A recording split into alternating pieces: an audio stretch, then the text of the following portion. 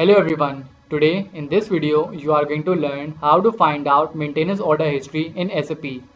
We can find out maintenance order history using SAP transaction code IW33.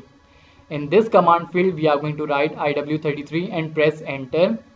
This is the display of IW33. In this display here we have to write maintenance order number.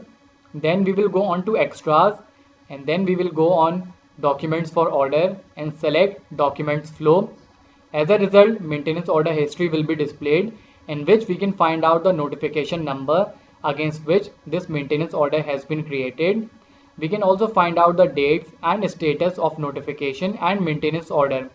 Also, we can find out whether any material was issued or returned against this maintenance order number accordingly in this operation section.